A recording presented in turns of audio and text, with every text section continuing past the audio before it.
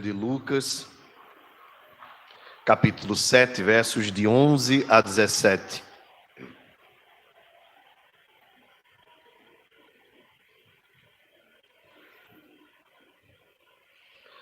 Em dia subsequente, dirigia-se Jesus a uma cidade chamada Naim. Iam com ele os seus discípulos e numerosa multidão. Como se aproximasse da porta da cidade, eis que saía o enterro do filho único de uma viúva, e grande multidão da cidade ia com ela. Vendo-a o Senhor, se compadeceu dela e lhe disse: não chores. Chegando-se, tocou o esquife e perante os que o conduziam disse: jovem, eu te mando, levanta-te. Sentou-se o que estivera morto e passou a falar. E Jesus o restituiu à sua mãe. Todos ficaram possuídos de temor e glorificaram a Deus, dizendo: grande profeta se levantou entre nós, e Deus visitou o seu povo. Esta notícia a respeito dele divulgou-se por toda a Judéia e por toda a circunvizinhança. Senhor nosso Deus, bendizemos o teu nome, porque o Senhor é quem se revelou a nós através da tua palavra. Nós agora precisamos, Deus, do teu Espírito, para que ele que prescruta os nossos corações, conhece o nosso interior, sonda o nosso ser, aplique esta santa palavra aos nossos corações. Ó Deus, usa-nos para a glória do teu nome, tanto a boca de quem fala, como os ouvidos de quem ouve, e que todos nós sejamos nesta noite confortados, consolados, e que sejamos também desafiados pelo Senhor a vivermos cada dia mais para o teu louvor e glória. Obrigado, Senhor, por toda esta noite maravilhosa. Te bendizemos em nome de Jesus. Amém. Meus irmãos, na jornada do cristão, no livro O Peregrino, de John Bunyan, uma das partes iniciais do texto, cristão sai andando e, de repente, junto com o seu companheiro de viagem, alguém chamado Flexível, caem junto num pântano, chamado Pântano do Desânimo, ou Pântano do Desalento, né, a depender da tradução do livro, cujo original é em inglês. E dificilmente eles conseguiriam sair dali e, pelas suas próprias forças, se eles se agitassem, eles estariam promovendo um mal ainda maior. Há sempre aquela ideia que nós vimos nos desenhos, nos filmes. Não sei se você já teve a oportunidade de estar num pântano, eu particularmente nunca estive, mas quanto mais agitada a pessoa fica, mais ela vai se afundando. Meio que semelhante a alguém que está se afogando, né? Dizem os salva-vidas que quando alguém está se afogando, naquele momento da agitação, você não deve tentar salvá-la. Deve fazer com que primeiro ela se acalme, né? Ainda que se afogue um pouco, e depois você procura então salvá-la. É mais fácil para que os dois acabem não se afogando. No pântano do desânimo, cristão também percebeu que quanto mais pelas suas próprias forças ele tentasse sair, não conseguiria. Meus irmãos, no início do ano, nós precisamos buscar em Deus a força que nós necessitamos para enfrentarmos as dificuldades que se apresentam. E neste primeiro mês do ano, eu estou pregando algumas mensagens avulsas, né? Não são mensagens em série, exatamente pensando em atender algumas necessidades que acredito que nós temos num início de ano, depois de estarmos num período mais duro de pandemia e de tantas coisas que nós temos visto. Nós não temos, né, certeza do que virá pela frente, nunca tivemos, né? E agora, neste período, nós ainda menos temos, porque as coisas mudam rapidamente, a questão das informações chegam a todo instante e nós não temos a veracidade, né, veracidade dessas informações, mas, enfim, nós acompanhamos aí os noticiários, né, que nem sempre são confiáveis, mas deixam meio que um prognóstico de medo e de muitas incertezas. E nós precisamos, então, como servos de Deus, buscarmos nele a força, a orientação, a alegria para vivermos, mesmo que dificuldades e lutas se apresentem fortemente contra as nossas vidas. E se nós buscarmos nestes tempos estas forças em nós mesmos, ou de acordo com as nossas próprias habilidades, nós nos frustraremos, seja em que área for das nossas vidas. A verdade é que há momentos em que Deus nos coloca em circunstâncias que nós percebemos o quanto nós dependemos dele e somente dele. O evangelista Lucas, ele registrou, e foi o único que registrou este evento, exatamente para mostrar algumas características do Senhor Jesus que nós vamos observar na medida em que nós formos expondo o texto. Mas ele foi um dos 4 evangelistas. Lucas foi um dos amigos de Paulo. Ele era médico, mas tinha uma característica muito bonita, porque Lucas era um grande historiador, alguém que observava os detalhes da vida de Jesus e de forma assim muito criteriosa selecionou fatos e eventos para a nossa edificação. Ele escreve, logicamente, a princípio para um homem, a quem ele chama de Teófilo. Possivelmente esse seria o primeiro receptor do evangelho que ele estava escrevendo. E esse Teófilo é quem recebe tanto o evangelho de Lucas quanto o livro de Atos. Possivelmente um grego rico e muito famoso, ou muito conhecido na época, mas alguém que tinha interesse em conhecer a respeito de Jesus, o nosso Senhor e Salvador. Bem, se nós observarmos a chamada, né, que a Sociedade Bíblica do Brasil coloca, a ressurreição do filho da viúva de Naim, já nos chama a atenção, porque para o primeiro leitor, ele vai perceber que este é um evento primeiro da história dos evangelhos. Isso porque nós sabemos que Jesus também praticou outras ressurreições, né? Nós vemos pelo menos 3 ressurreições registradas nos evangelhos. Esta é a primeira. Depois nós temos a ressurreição de Lázaro e a própria ressurreição do nosso Senhor e Salvador Jesus Cristo. Sabíamos que os judeus sabiam, né, que o Messias viria com poder, e ele operou muitos sinais. Se você observar os textos anteriores, aqui registrados apenas por Lucas, a cura do servo de um centurião,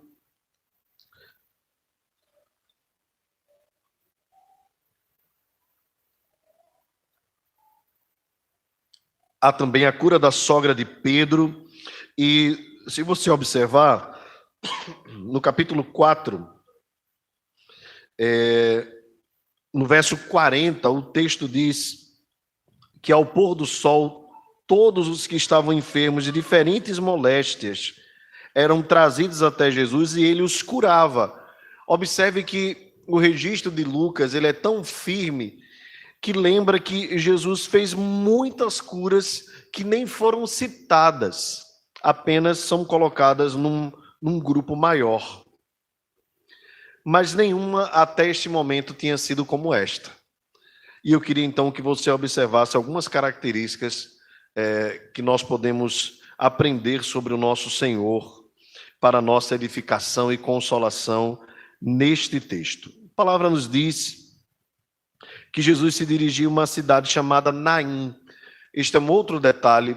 É bem provável que nós não encontremos, se pesquisarmos em algum outro local da Bíblia, Jesus indo para esta cidade. Apenas Lucas registra, e possivelmente essa cidade só foi citada aqui.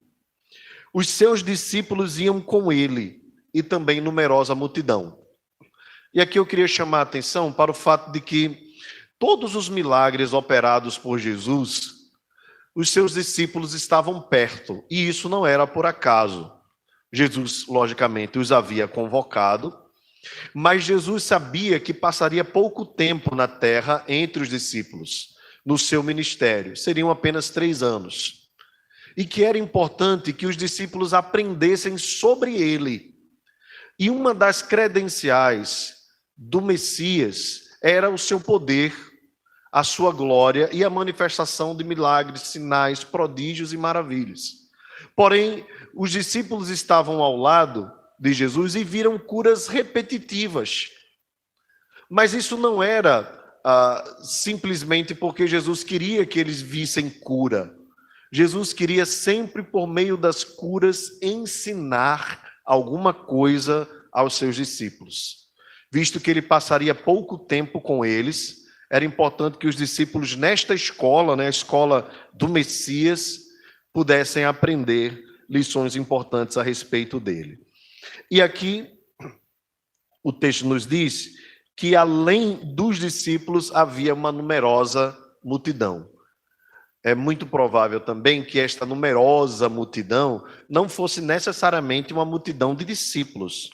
Era bem provável que fosse uma multidão que estava andando atrás de Jesus por causa dos seus milagres e também por causa dos seus ensinamentos. Em alguns momentos, Jesus não tinha tempo nem para descansar, nem mesmo para dormir, porque as pessoas a todo tempo o chamavam.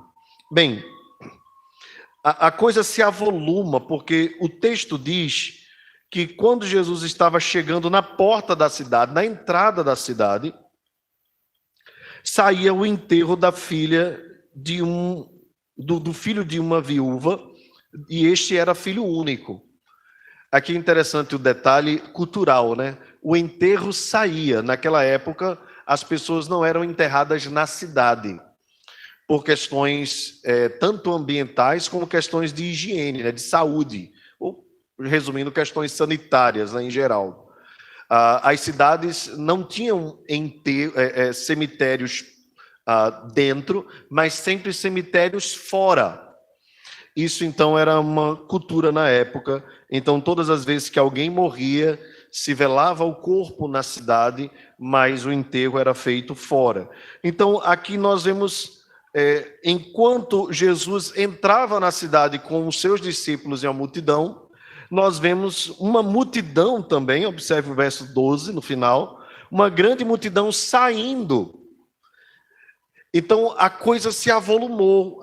Havia uma multidão e outra multidão, mais os discípulos de Jesus, mais o próprio Jesus, a viúva e o funeral que estava acontecendo do seu filho único naquele momento. Um detalhe aqui, irmãos, importante é que hoje alguém que fica viúva já é de alguma forma vulnerável, já se torna de alguma forma vulnerável. Você imagina isso há 2000 anos. E se você puder lembrar, Deus sempre teve um cuidado no Antigo Testamento com pelo menos 3 grupos que são citados constantemente pelos profetas.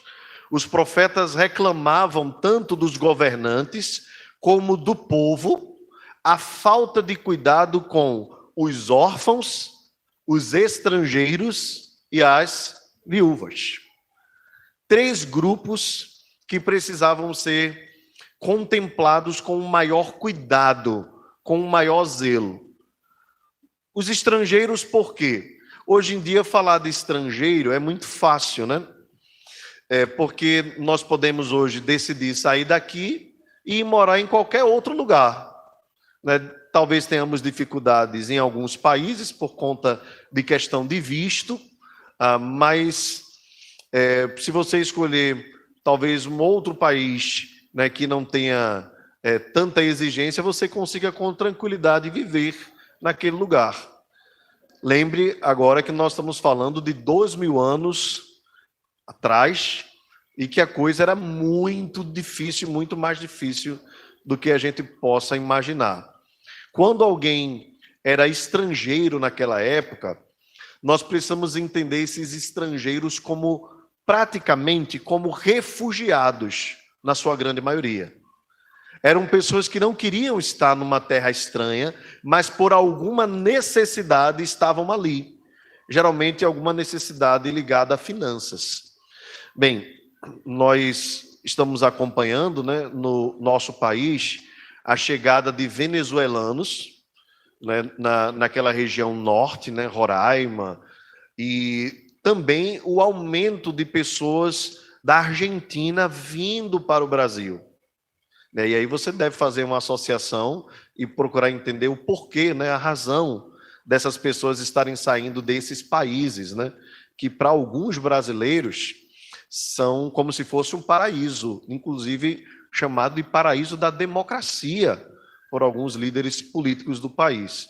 Mas nós não estamos vendo brasileiros indo para lá curtir a democracia.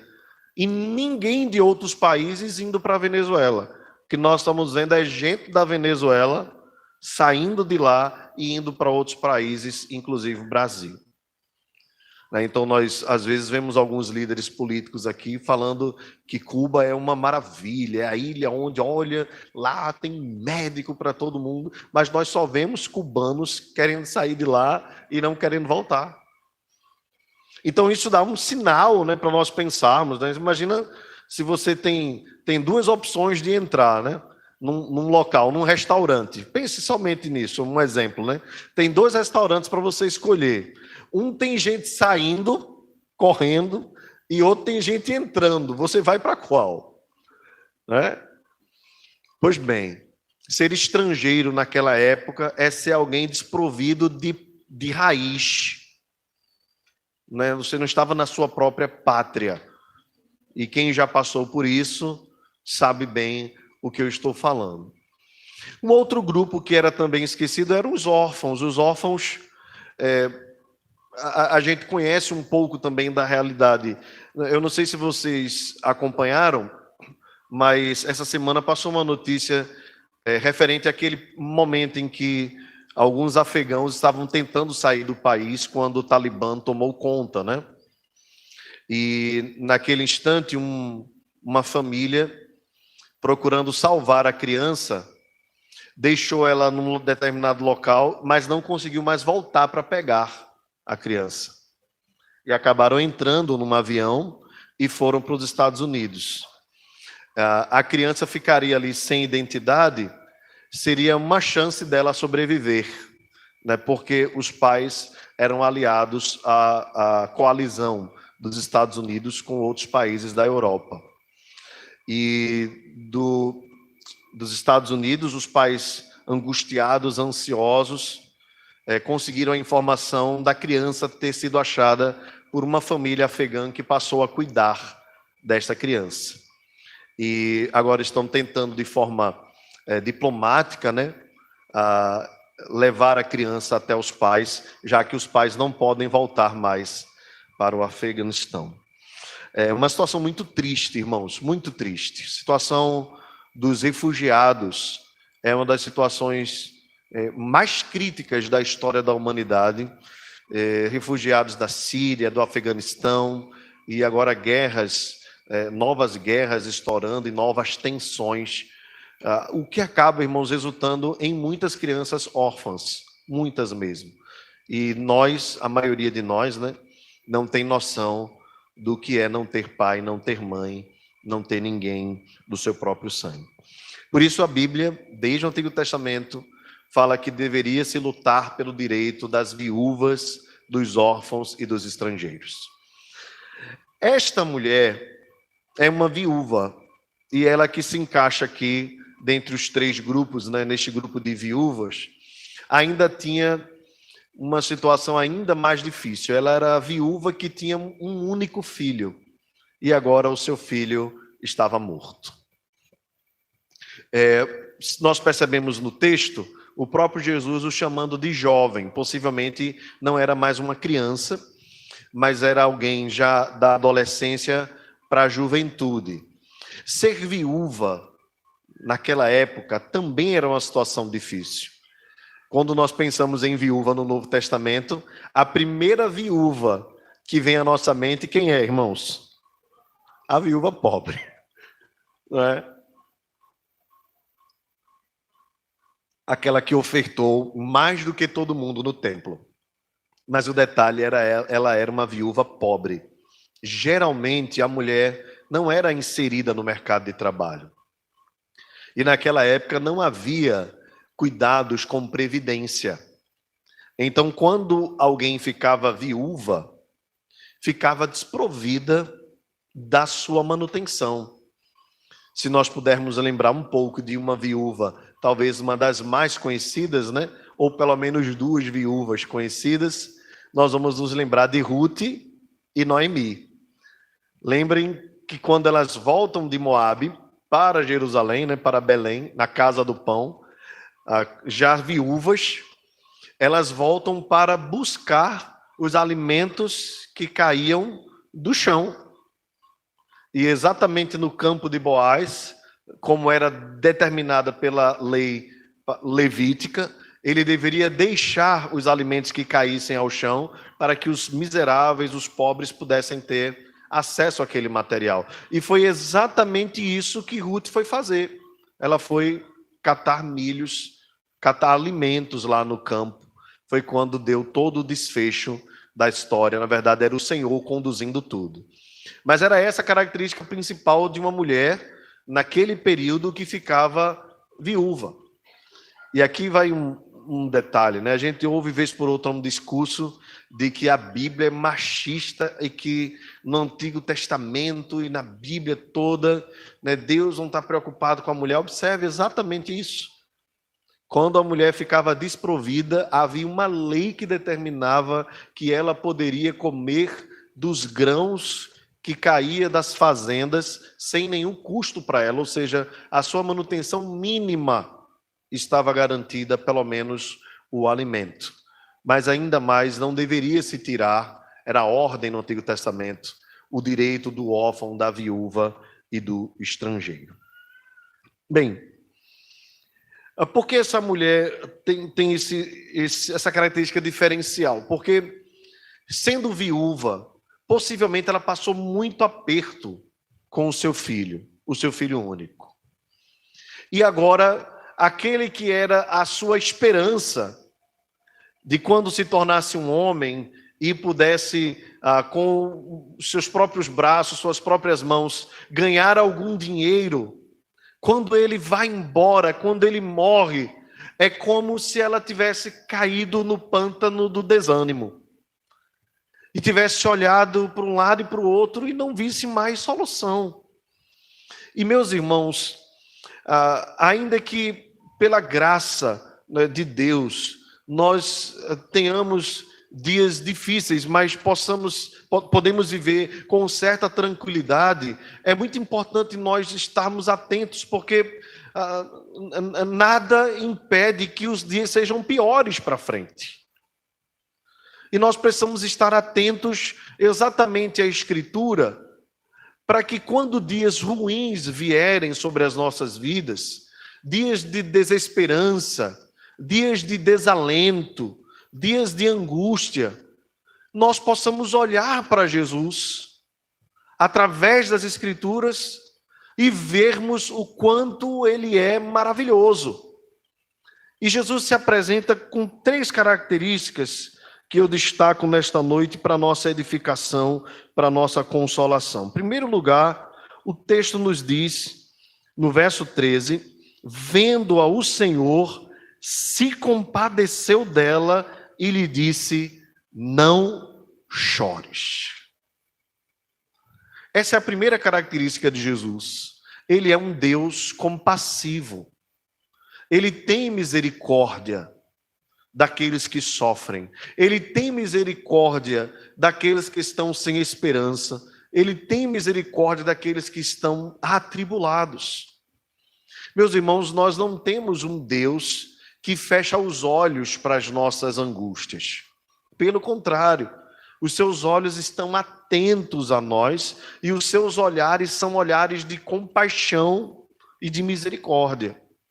Certa vez Jesus estava com a multidão e tinha falado a essa multidão o dia todo. Eles estavam numa região desértica e, após algum tempo, Jesus se anteveu à situação e disse: olha, se nós despedirmos essa multidão de gente agora, eles no caminho vão desfalecer, porque eles não têm o que comer. E o texto diz: e Jesus se compadecendo deles, então ele multiplica pães e peixes por causa da sua compaixão, por causa da sua misericórdia. A Bíblia diz que o Senhor é longânimo, assaz benigno, justo e compassivo.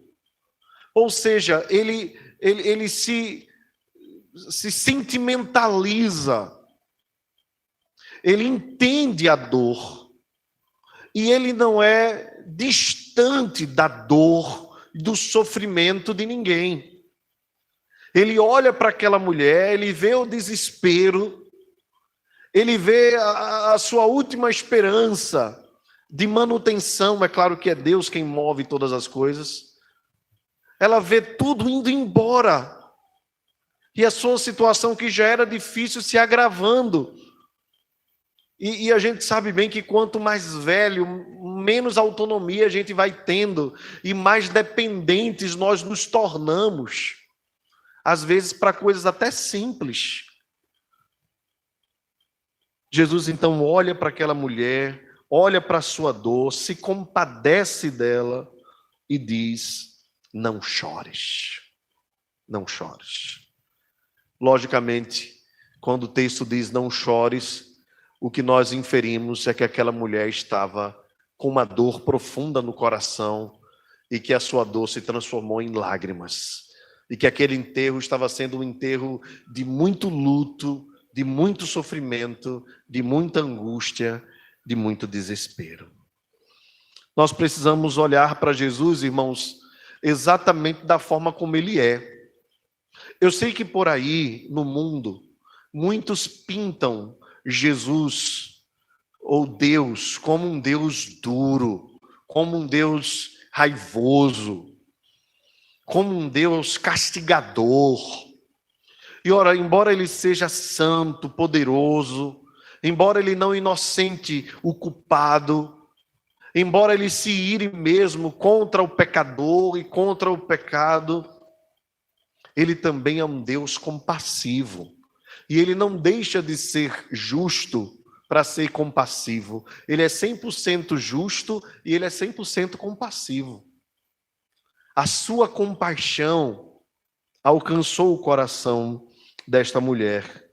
E a sua compaixão não está distante também de nós.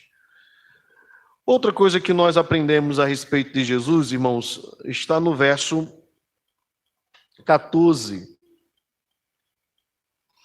O texto nos diz,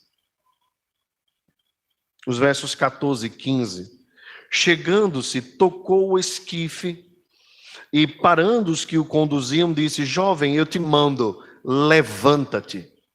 Sentou-se o que estivera morto e passou a falar, e Jesus o restituiu à sua mãe. Uma segunda característica que nós aprendemos de Jesus, além da sua compaixão, é o seu poder sobre a morte.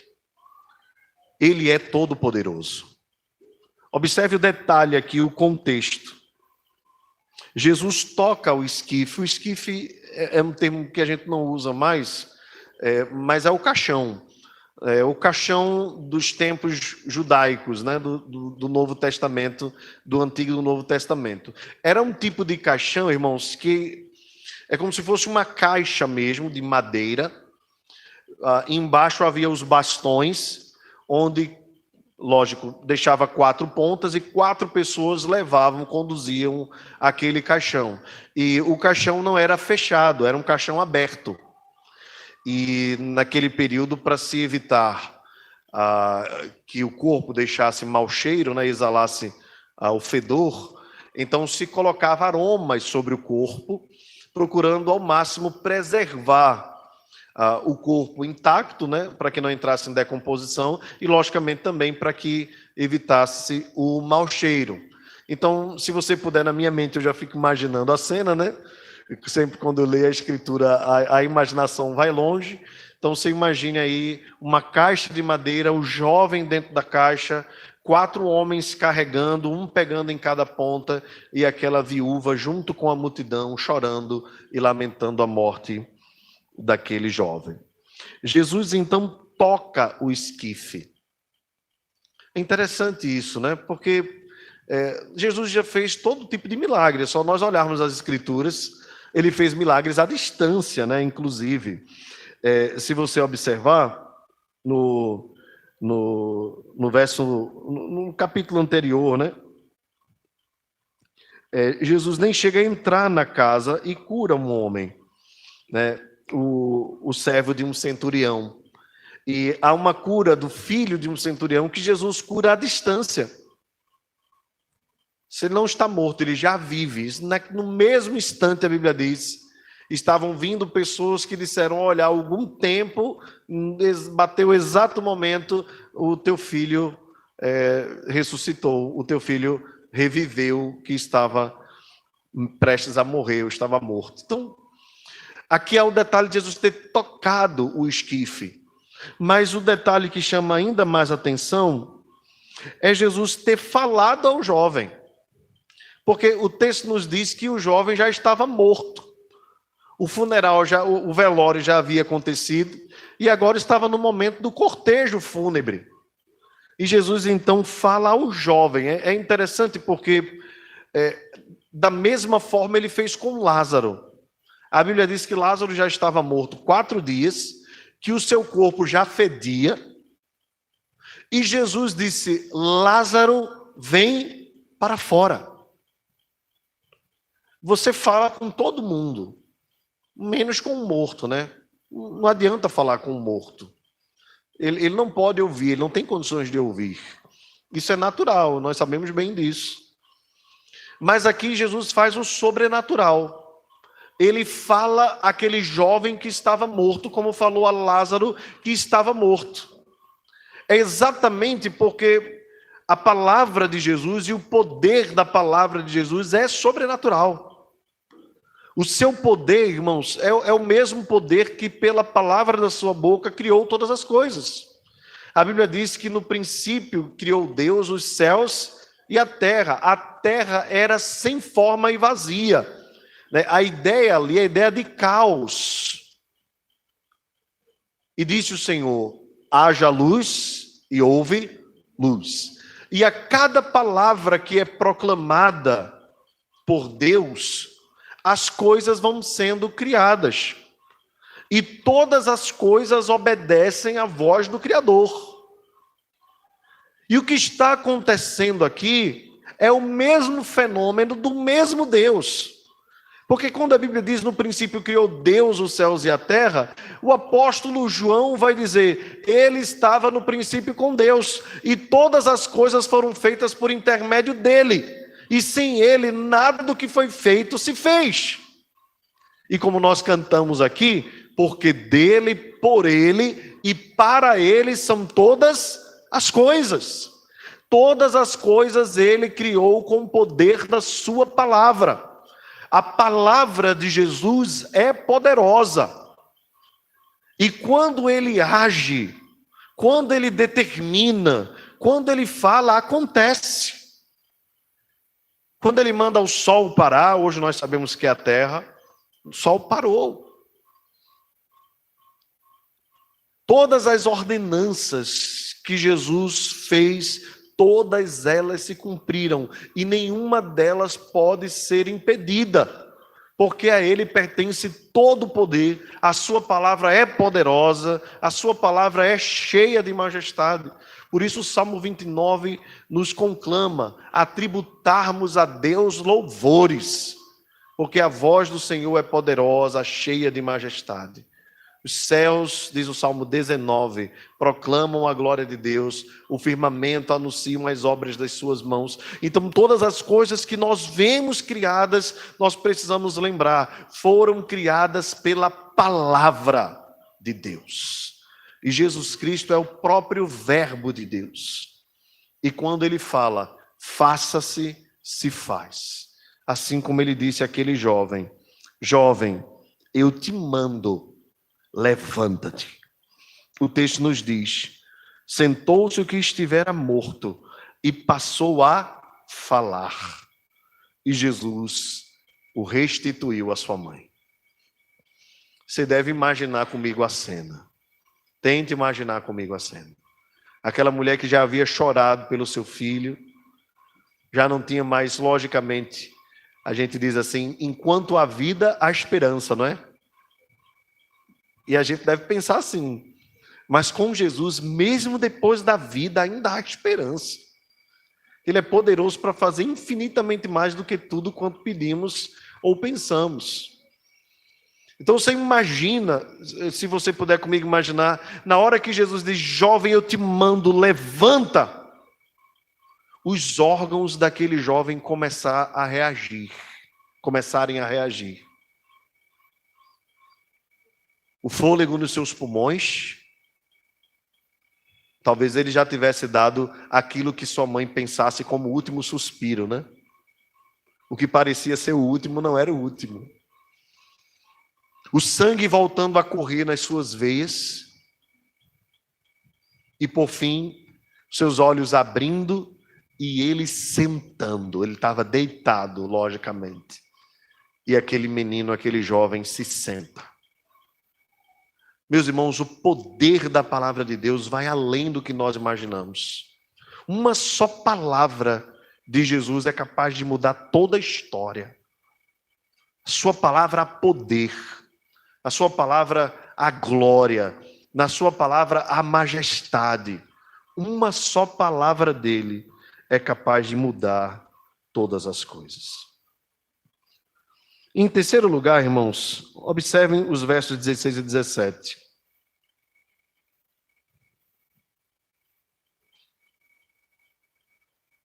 Jesus é compassivo, Jesus é todo-poderoso e Jesus é o enviado de Deus. O texto nos diz que todos ficaram possuídos de temor e glorificavam a Deus, dizendo: grande profeta se levantou entre nós, Deus visitou o seu povo. Esta notícia dele divulgou-se por toda a Judéia e por toda a circunvizinhança. Mas eu queria que você focasse comigo no verso 16. E exatamente nesta expressão, Deus visitou o seu povo. Qual é a ideia que está na mente aqui do povo? Se você observar os capítulos 1 e 2 do Evangelho de Lucas, a perspectiva é a mesma. Lucas quer apresentar Jesus como o Messias, o Filho de Deus. Aquele a quem, por meio dele, Deus operou a sua visitação. Essa foi uma das frases da oração de Simeão. Quando Simeão diz, o Senhor visitou o seu povo, ele observa a característica da vinda de Jesus como uma visitação de Deus no meio de Israel. Havia expectativa, como nós sabemos bem, por 400 anos Deus não havia mais falado por meio dos profetas. É o período que nós chamamos de intertestamentário ou interbíblico. Então, quando Jesus vem, dentro da expectativa que Israel tinha do Messias, e opera sinais, maravilhas, curas, prodígios, milagres, o povo então percebe que algo diferente estava acontecendo. Os homens eram libertos, os coxos eram curados, os demônios eram expulsos, algo diferente estava acontecendo na plenitude dos tempos. E o que era então o que estava acontecendo? Era o próprio Deus que estava visitando o seu povo. Nós sabemos bem o que é uma visita, né? Quando uma visita chega, a gente fica naquela preocupação de saber receber bem, né? Então a gente fica sempre querendo oferecer alguma coisa Lembra da visita de Jesus lá na casa de Marta e de Maria? Que Marta não parava quieta. Jesus era uma visita ilustre. Ela queria recebê-lo da melhor forma possível. Jesus chama a atenção que naquele momento ela deveria ficar aos pés dele, ao invés de estar preocupadas com outras coisas que não eram tão importantes para aquele momento. Mas vamos ser compassivos com Marta, né? A gente entende. Você imagina Jesus, imagine Jesus voltando com você para casa agora. A primeira coisa que eu ia dizer era no ouvido de Catiane, ó, fica enrolando ele aí fora, enquanto eu tiro a bagunça da casa toda, né? E morar em apartamento tem essa vantagem, né? A gente pode, em meia hora, com muito esforço, resolver tudo. Mas certamente, se eu e você fôssemos receber Jesus agora em casa, eu não sei, né, se você gostaria de recebê-lo no seu quarto, né? Não sei como é que está o seu quarto, viu? Nem sei como é que está a sua casa. Mas quando a gente recebe uma visita, a gente fica com aquele cuidado, né? Então, quando o povo viu que algo extraordinário estava acontecendo, a percepção deles é: Deus visitou a gente. Deus está entre nós. Deus está no meio do seu povo.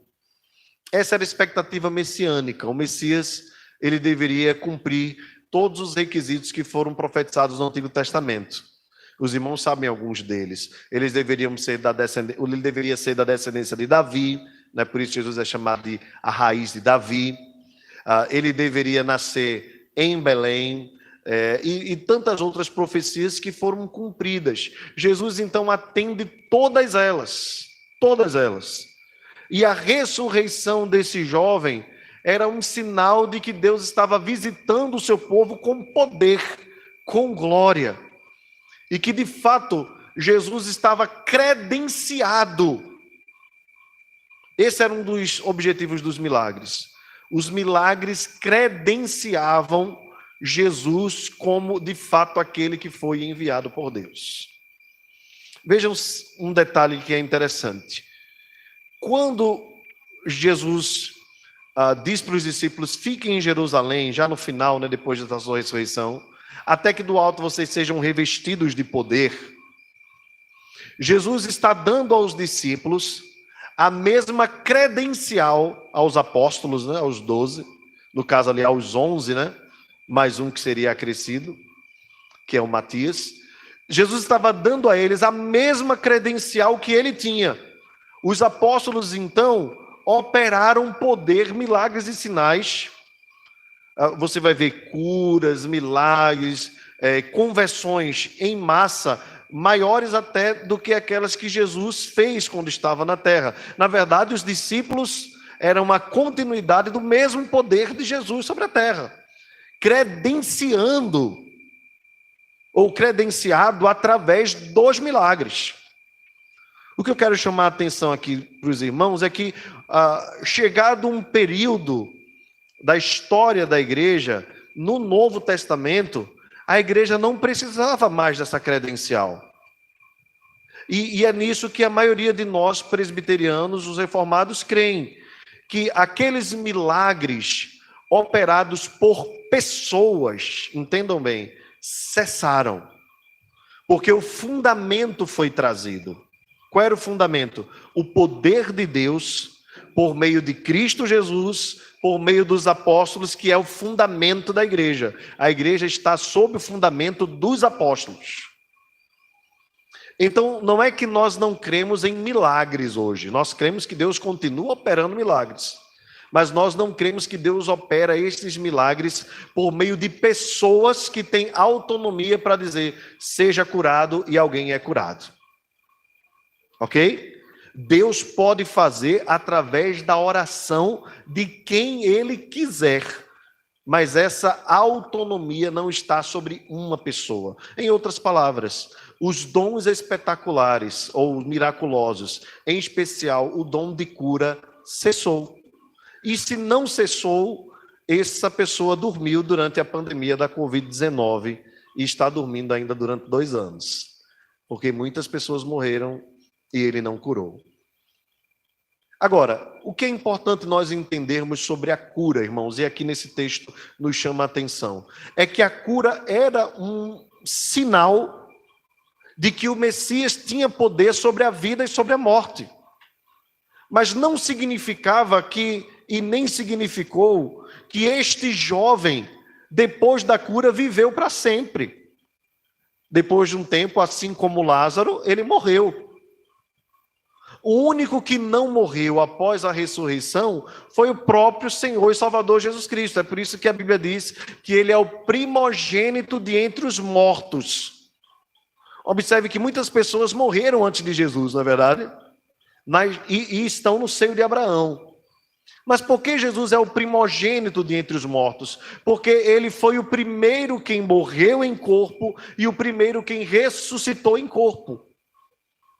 Nesse sentido, ele inaugurou aquilo que é para nós uma esperança e uma convicção de que um dia nós também morreremos, seja por uma doença ou qualquer outra coisa, mas nós vamos ressuscitar ao soar da trombeta. E aquele que foi primeiro, que é o primogênito dentre os mortos, irá nos receber como irmãos mais novos. Nós somos os caçulas de Deus, né? E seremos recebidos com um corpo novo, restaurado, onde a morte, o pecado, a doença não mais terá vez. Mas nós não devemos acreditar que todas as vezes que alguém está doente, Jesus tem que curar. Ele não tem essa obrigação. Ele tem o poder. Ele faz, se quiser, conforme ele entende e da sua maneira, do seu jeito, conforme a sua vontade. Meus irmãos, o que é que nós aprendemos aqui? Aprendemos sobre Jesus e o que é que nós podemos tirar aqui de lição para nós? Em primeiro lugar, eu convido você a, neste ano de 2020 e 22, Jesus viu aquela mulher e se compadeceu. Hoje, o excesso de informações que nós temos tem tirado um pouco da nossa compaixão. Inclusive, nos impressiona o fato de que, assim como hoje a modinha, negócio de ser pai de pet, né? As pessoas hoje se comovem mais com um animal quando morre do que com um ser humano. Nós devemos amar os animais, irmãos, mas nós não devemos trocar os valores. Não devemos. Observe, irmãos, eu tenho um cachorro também, os irmãos sabem bem. Adoro meu cachorro, amo de paixão. 12 anos vai fazer meu coroa. Mas a gente observa que às vezes a gente gasta mais com o cachorro do que com missões. Já parou para pensar nisso? Às vezes a gente gasta mais com o nosso bicho do que com gente para ouvir o evangelho. Por isso eu convido você a em 2022, não é abandonar o seu animal, pelo amor de Deus. Pegou, assuma a responsabilidade. Até o final. O meu tá velhinho, dando um trabalho danado, mas a gente vai até o final com ele, que é um compromisso que a gente assumiu. Depois dele eu não quero mais nunca. Mas se você quiser um animal, não tem nenhum problema. Cuide bem dele, zele. A Bíblia diz, inclusive, que o justo cuida bem do seu animal. Mas não esqueça, Deus criou o homem como a coroa da criação. Então, às vezes, a gente olha para uma pessoa que necessita e a gente não se compadece. Aí a gente vê um animalzinho com frio, oh, bichinho. Aí bate meio que um Luísa Mel na gente, né? Aí a gente começa a ficar chorando, um passarinho que está sem asa, tal, não sei o que. Aí a gente olha para a gente que precisa, mas a gente não se compadece. Então, 2022, início do ano, é um tempo bom para a gente colocar os valores nos devidos lugares, né? Início de ano é sempre bom. E a vida humana é o bem mais precioso que nós temos. Depois a gente cuida dos animais, das plantas. Mas observe alguém perto de você que precisa. Seja essa compaixão manifestada por um ato de ajuda financeira, ou seja mesmo através de uma ligação, de um cuidado, de uma mensagem. Observe aqui que o texto fala de uma viúva. E qual a dificuldade maior das viúvas? Talvez a gente pense sempre nas finanças, né? Mas você sabe que tem uma coisa pior do que não ter dinheiro, é viver só. Solidão. E há uma coisa interessante, o detalhe da viúva. Desculpem prolongar um pouquinho, mas pense num detalhe. À medida que a gente vai ficando mais velho, e se a gente tiver vida longa, a gente vai vendo os nossos parentes morrendo. E a gente vai vendo os nossos amigos morrendo. E outras gerações vêm. Com essas gerações, a gente já não tem... Imagine se você é velho, tá? A gente já não tem tanto contato. E para essas novas gerações, a gente vai ficando meio que ultrapassado. Então chega um tempo que alguém, após os seus 75, 80 anos, 85, muito provavelmente já não tem pai nem mãe, logicamente. Muitos dos irmãos já foram, os seus amigos já foram. E às vezes são esquecidos até pelos familiares. Então uma ligação para alguém mais velho, seja parente ou não, um contato, um abraço, uma visita a um asilo, faz muito bem para nós. Isso é uma demonstração de compaixão, um carinho, um abraço. É importante nós lembrarmos de sermos compassivos como Jesus foi.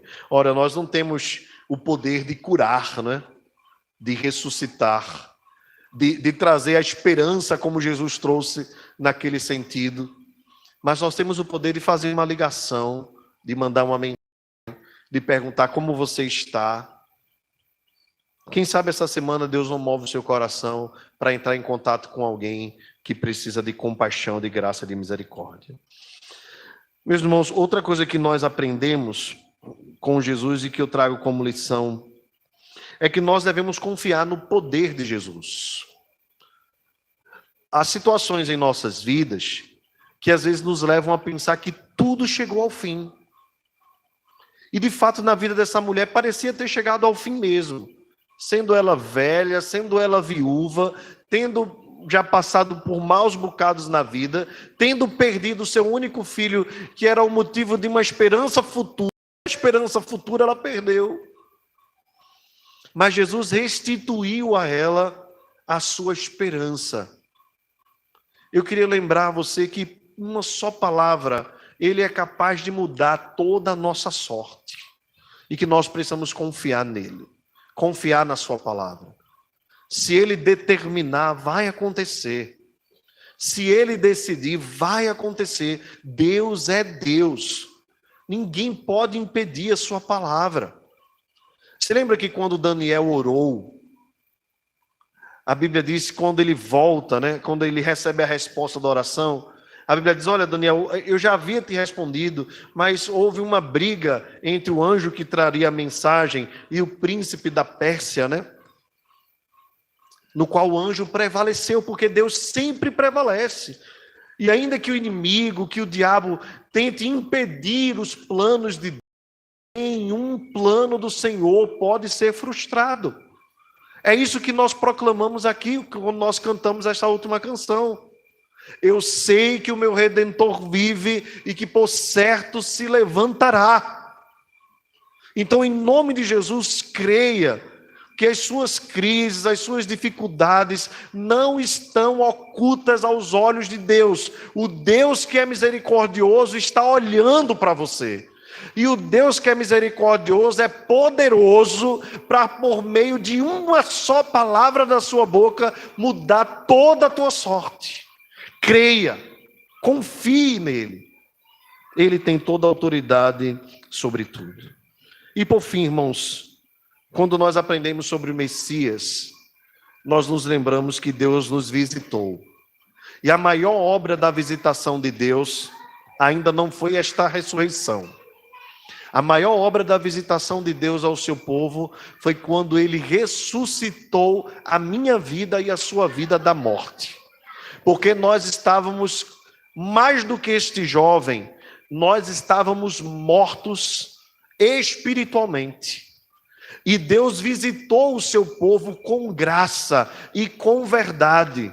E a glória dele, glória do Filho unigênito do Pai, alcançou o nosso coração e nos deu vida. Portanto, se nessa noite você entende que precisa da visitação de Deus ao seu coração, saiba, Ele já veio, já visitou o seu povo e visita todo o coração que o Pai lhe dá.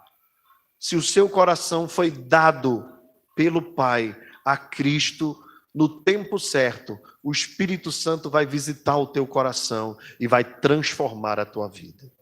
E o milagre será maior do que a ressurreição desse jovem, porque este jovem voltou a morrer, mas aquele que é visitado por Deus vive novamente para viver eternamente na presença de Deus.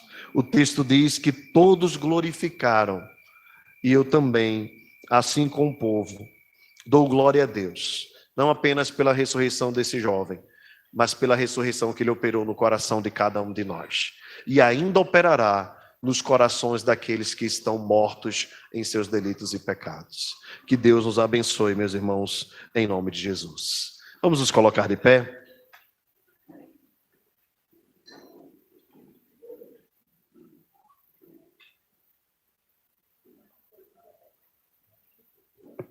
Pai amado, nós te agradecemos por esta noite.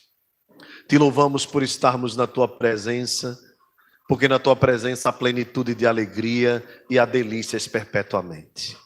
Te rogamos, Deus, que tu nos lembres sempre das tuas misericórdias e compaixões, para que nós, em momentos de desalento e de dor, quando estivermos no pântano do desânimo, saibamos em quem nós podemos confiar e com quem nós podemos contar.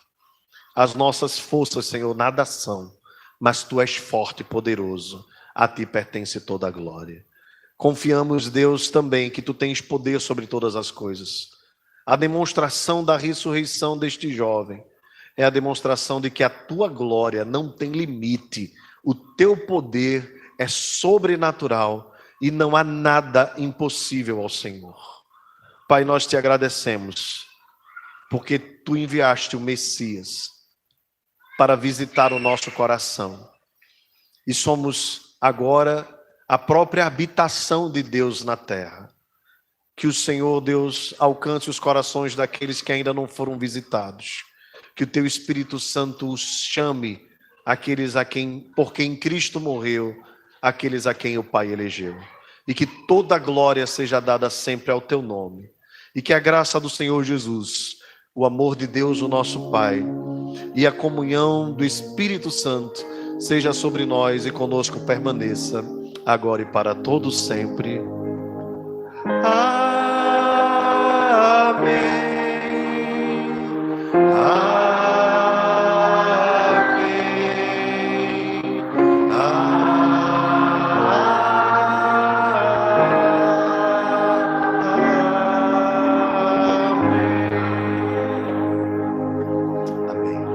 Sentemos-nos, irmãos. Deus abençoe a todos em nome de Jesus.